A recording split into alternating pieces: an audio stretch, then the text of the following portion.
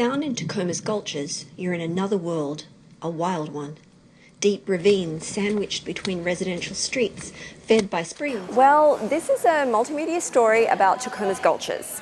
It's a basically standalone website with 4 or 5 separate pages on 4 different gulches in Tacoma. They are like deep ravines of land that are pretty much wild. And that's the essence of the story, how they're wild in different ways and how people cope with that. I shot all the video, I shot all the photos, I did all the reporting because I'm a newspaper journalist, and so it's pretty in-depth reporting, and I put it all together as a immersive multimedia story with a bit of an interactive component in terms of navigation and people interacting with it, telling their own stories. This is a link to Facebook commenting where people can tell their own stories of gulches. I found so many fascinating ones as I went through this. People, their memories as kids and so on. And then this is just a Google aerial map of the 4 gulches that I did. There are many more of them. And Puget Gulch, for instance, each one starts with a video still. This is the stream at the foot of the gulch. And then each one is laid out the same way as text on screen, text over photos, outlining just what the gulches are like and what their issues are. There's always a mini doc video in the middle.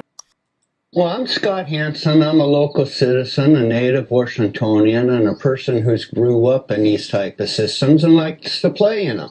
It was important to me because nobody had ever told that story before that I could find in very much detail.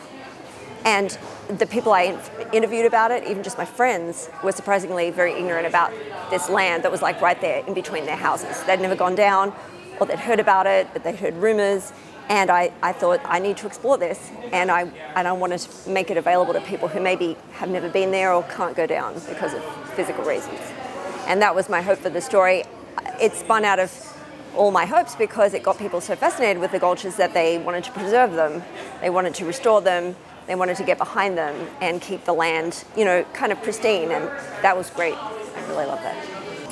The Communication Leadership Program really helped me tell my stories in a more in-depth digital way. I already knew how to tell stories, I knew how to write well. What I did was to take a series of courses such as video storytelling and editing, UX design, content strategy, and Scott Macklin's immersive multimedia storytelling course that helped expand my tools and my platforms and my techniques so that I could really tell these stories in a much broader, deeper way.